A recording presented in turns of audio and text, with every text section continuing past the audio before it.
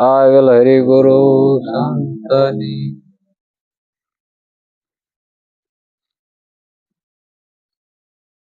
જોકે બધા ભક્તો ભાવચીન ગાય જ છે, પણ થોડુંક પટપટું લાગે છે. ધીમે ધીમે આવડી જાય ગાતા. આપણે પેલો પ્રશ્ન એવો ક્યારેક ક્યારેક સંતો આવે ત્યારે ગાવું પડતું હોય છે. જો એમના બે તો ગાતા ન આવડે. હવે આપણે ગાય વિશે સમજવાનું. અત્યાર સુધી પદ બોલવી છે એ પદને હવે આપણે સમજવા હોતે પડશે. ગાયે કઈ ન કરાવે.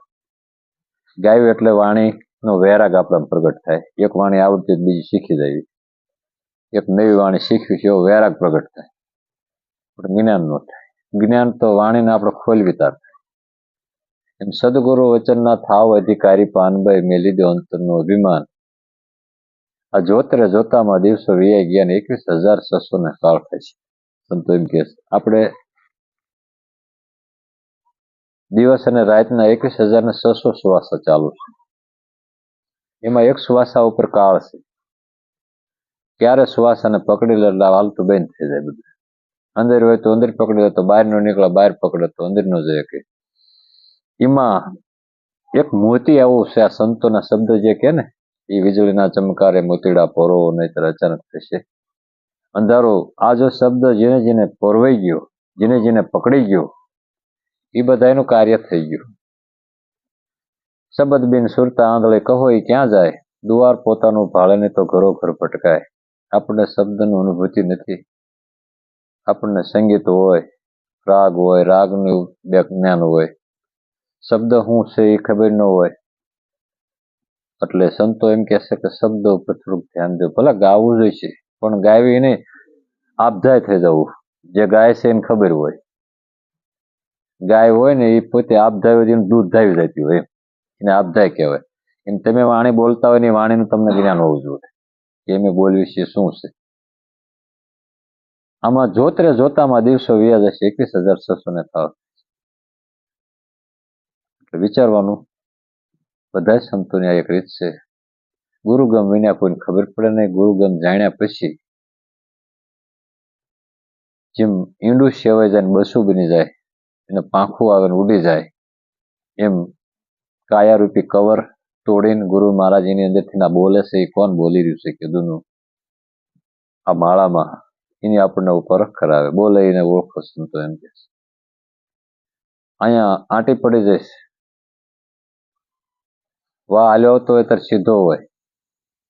પછી આ ગામમાં બજારો ગલીઓ બધી વાંકી સૂકીને એમાં સડ્યો એટલે માંથી વિટોળિયો થઈ ગયો.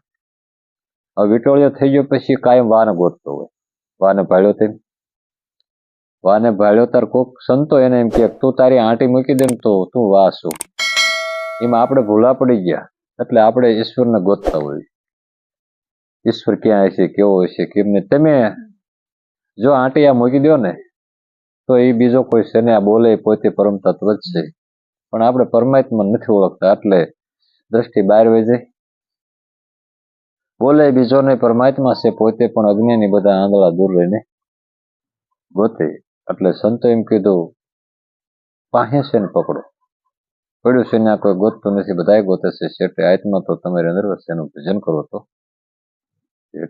બાર વાસના બહુ ફેલાવે જાય, બજરીના બેઠે ભજન ન રાખે નેઠે.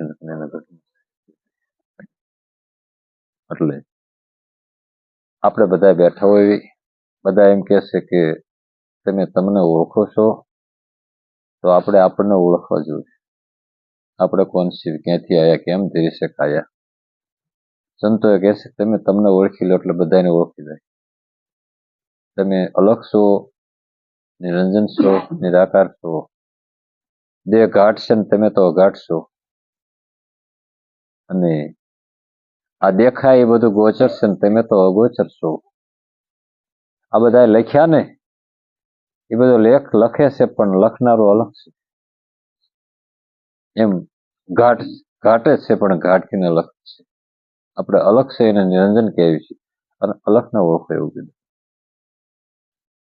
એની માટે એક પદ એવું સંતોનું છે. જોકે ઓલફેરનો તો એવો હતો કે થાળ ખોલવાનો, પણ આ થાળ ખોલવાનો ટાઈમ એટલે થાળ કરશું. બોલવાનું નથી. મનરૂપી મૃગલાને મારો, મમદ કહે મનરૂપી મૃગલાને મારો. આ એક એક મૃગલો ચિત વનમાં ચરનારો. મહમ્મદ કહે મનરૂપી મૃગલાને મારો. આપણને બધાને આ મન જેવી હક લેવા જતું. સંતોએ કીધું કે આ મનને મારો. મન કેમ મારું? મનને મારવા માટેનું એવું કઈ સાધન તો હોવું જોઈએ ને. આપણી પાસે જ્ઞાન તો છે ને એવડું મનને મારવાનું. એક એક મૃગલો આપણું ચિત્ત જે ચોખ્ખું છે એમાંથી ભક્તિના અંકુર ઉગે એને મોરી નાખે. એમાં ચરી જાય છે એટલે ભક્તિનો અંકુર ઉગતું. એકની પાછળ પાંચ પ્રગટ્યા પછી 5-25 નિહાળો. મહમ્મદ કહે મનરૂપી મૃગલાને મારો. આ એકની પાછળ 5 છે એટલે 25નું ટોળું છે. આ કુંદળનું દળ આવ્યું ખેતરમાં અને આવેલો અવસર ભેળાણો. આ મનુષ્યનો દેહ છે એમાં આખું કુંદળનું દળ ગરી ગયું છે. આપણું મન અરે કામ છે, ક્રોધ છે, લોભ છે, મોહ છે, મદ છે, એવડા બધા એની હારે છે જોડાણમાં. અને આ બધા એને મારવા હોય તો એને મૂળમાં જઈને તો પેલા એને મનને જ મારવું પડે. મન મરે તો માયા મરે, મરે જાય શરીર. અચ્છા તુછણે ને આ મરે એવું કહી ગયા દાસ. મન મરે ને આ બધું મરે.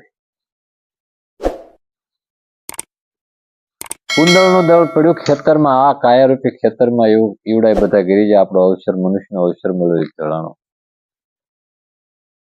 એટલે સંતોએ કીધું કે આને બહાર કાઢવું હોય તો શું કરવું પડે? તપ કરવી, તીરથ કરવી, વ્રત કરવી, હોમ કરી, હવન કરી, છતાંય આ એકય એમ જાય એવું નથી. તો આને કરવું, આને બહાર કાઢવાની કોઈ રીત ખરી? તો કોઈ સંતોને પૂછ્યું ત્યારે સંતોએ એવો જવાબ આપ્યો કે આને કાઢવું હોય તો તત્વજ્ઞાનનો લેજો તમનસો દયારૂપી દારૂ ગોળો. બ્રહ્મ અગ્નિનો કરો ભડાકો પછી ઘાયલ થયા સ્વીકારો. ઘાયલ શિકારાને ઘેરી લઈને હાથમાં લીજો તરવાર્યો. હક લાગે તો હલાર કરજો, નથી આમાં કોઈનો ગુજારો. મોહમ્મદ કહે મનરૂપી મૃગલાને. ઘાયલ શિકારાને ઘેરી પેલા તો તત્વજ્ઞાન જોયું આપણી પાસે. શાસ્ત્રનું જ્ઞાન, સંસારનું જ્ઞાન, ભૌતિક જ્ઞાન, એ બધા જ્ઞાન હોય પણ જ્યાં સુધી તમને આત્મતત્વ તમે તમારું જ જ્ઞાન ન હોય ત્યાં સુધી એનું કઈ થાય એવું નથી. તત્વજ્ઞાનનો તમનસો છે. દયા તો તાર જ જયારે તત્વજ્ઞાન થાય તાર જ દયા આવે ને. ત્યાં સુધી દયા હોય જ નહીં. દયા હોય તો એ બારી હોય એની કઈ થાય નહીં. તત્વજ્ઞાનનો લેજો તમનસો દયારૂપી દારૂ ગોળો. બ્રહ્મ અગ્નિ જે બ્રહ્મ છે ને સો બ્રાહ્મણા. બ્રહ્મ એટલે આત્મા. જેને આત્માનું જ્ઞાન હોય એને બ્રાહ્મણ કહેવાય. જેમ દીપક પ્રગટાવે આપણા કાયારૂપી કોટડીમાં અંધકાર બળ્યો હોય, અજ્ઞાન તણો, તો અજ્ઞાન રૂપી અંધકારને દૂર કરવા માટે સદગુરુ આપણી પાસે જ્ઞાનનું દીપક પ્રગટાવે. અને જ્યારે તત્વજ્ઞાન જ્યારે તમને થાય ત્યારે તમારા જીવનમાં અંજોળું થાય. અને અંજોળું તમારામાં થાય ત્યારે તમે કોકના અંજોળું કરી શકો. તમે જાગો તારે બીજાને જગાડી શકો. તમે કંઈક ગુમાવો તારે બીજું પામીએ કેવું છે નકર ત્યાં હોય મળે એવું નથી. એટલે કે તત્વજ્ઞાનનો લીજો તમનસો દયારૂપી દારો ગોળો. બ્રહ્મ અગ્નિનો કરો ભડાકો પછી ઘાયલ થાય ને પછી સ્વીકારો. જ્યાં સુધી ઘાયલી નહીં થાય ત્યાં સુધી આ વાતને કોઈ સ્વીકારતું નથી. તમારું સહી નથી અંદર થાય તેનું કારણ એવું. હવે ઘાયલ શિકારાને ઘેરી લઈને હાથમાં લેજો તરવાર્યો. કેટલી વાર એમ તરવું હોય તો વાર કેટલી? આમાં હક લાગે એટલે હલાર કરજો. આમાં કોઈનો નથી ગુજારો. આ ધર્મના ધંધા કરીને જો ગુજારો કરવા માંડ્યા હોય તો એવું તો આ છે નહીં. આ તો બધું સમજીને જીવન જીવવા જેવું.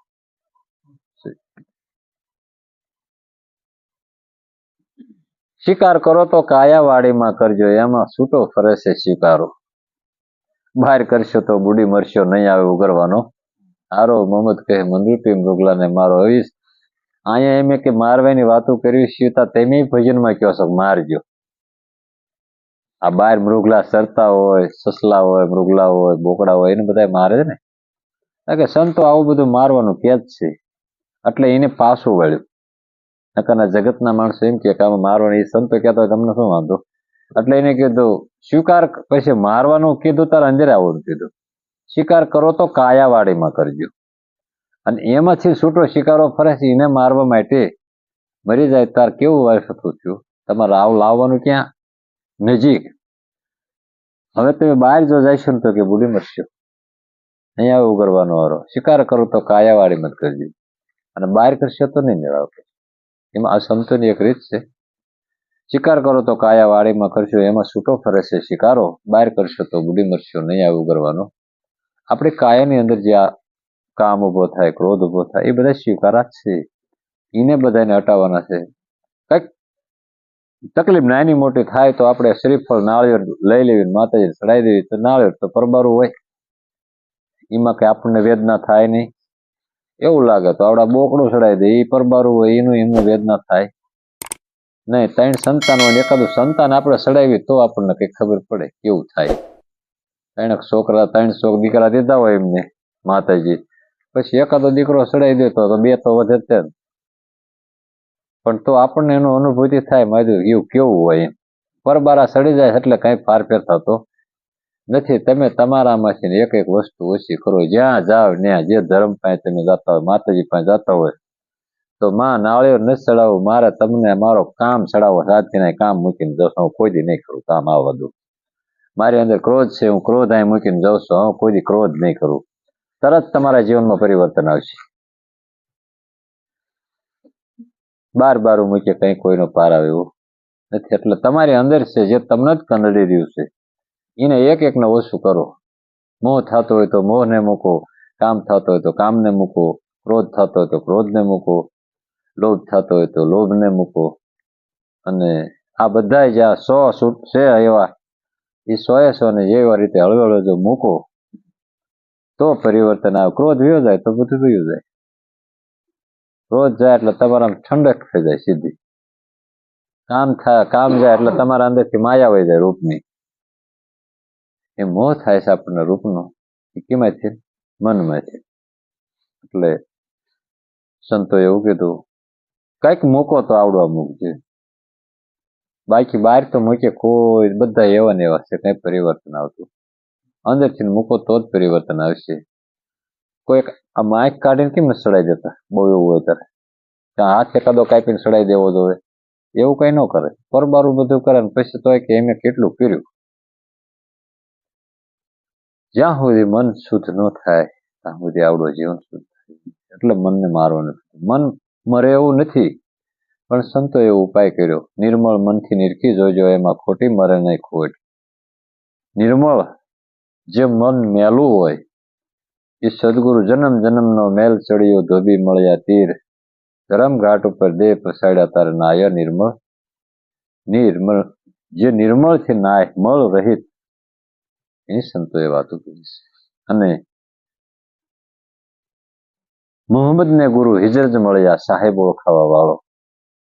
જ્ઞાન થયું ને નિરખ્યું ગગનમાં, જયારે નિરખ્યો નામનો કિનારો. સંતોભાઈ મનગુતી મૃગલાને મારો. હવે ઘણા સંતો આની ઉપર આપણને કીધું, મારું મનડું નો માળે માને મમતાળો. વાળે વાળે વાડામ પુરુષ પસરેલ જાય છે પરબારું. મારું મનડું નથી માનતું મમતાળું. આ મનડાને આપણે મનાવવું. એટલે જાજી વાત નથી, કેમ કે આવડા બધા સંતોનું કાર્ય જે હોય કરવાનું હોય. બોલો સદગુરુ મહારાજ.